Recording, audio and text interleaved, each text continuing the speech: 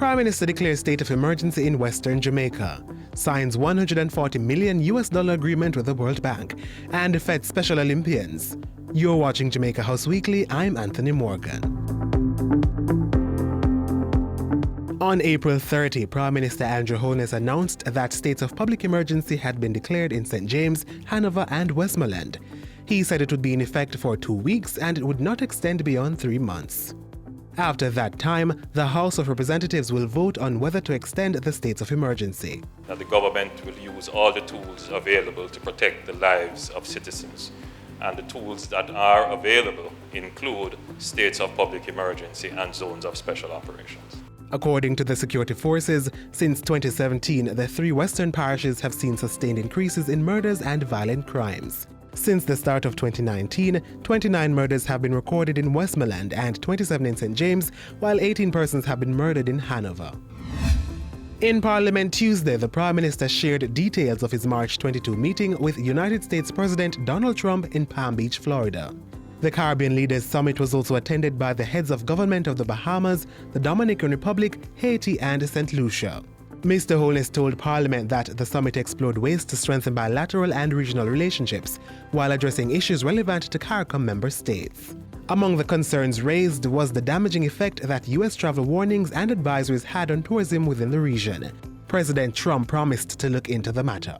The President wanted to hear the leaders' perspectives on a range of issues, including the current economic outlook for each country in attendance and for the region generally. Areas in which the U.S. could offer greater support. The situation in Venezuela, the respective perspectives of the leaders who attended on Cuba. Increased cooperation with the Overseas Private Investment Corporation, national security, protecting the maritime space, disaster management, and energy security were also discussed.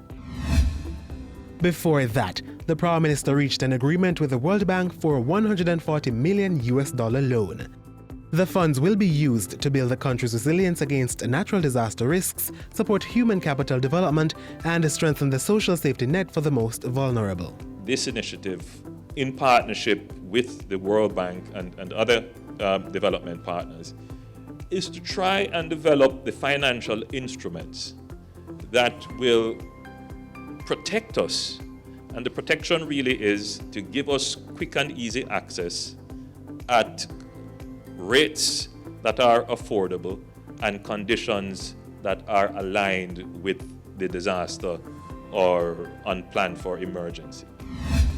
By Friday, the lawns of Jamaica House came alive as the Prime Minister hosted a recognition reception for the island's Special Olympians. The awardees represented Jamaica at the 2019 Special Olympics World Summer Games in the United Arab Emirates between March 14 and 21. The team came home with Jamaica's largest medal haul of 14 gold, 10 silver, and 8 bronze. I want to say how impressed I am. And more than that, how humbled I am to see your achievement, to see your confidence, to see the energy that you exude. But above all else, regardless of challenges, regardless of abilities or disabilities, you are not daunted. You continue to persevere. Earlier in the week, Minister without portfolio in the Ministry of Economic Growth and Job Creation, Colonel Charles Jr., launched the region's first GSM technology-enabled early warning system. The $34 million Rio Cobra early warning system in St. Catherine is expected to give timely, accurate measurements and warnings to safeguard life and property in the event of flooding. This is exactly what Jamaica needs if we are going to advance the fight to build resilience in this country. Sustainable development is our goal. And that can only happen if we build our resilience against climate change. The upgraded Rio Cobra early warning system is a game changer. it is going to be the new standard for continued improvement on the way we respond, or the way we manage, and the way we best as possible preempt and predict natural disasters.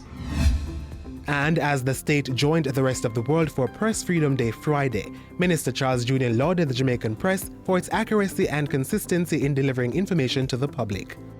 While acknowledging the importance government places on World Press Freedom Day, the minister called for more responsible use of social media.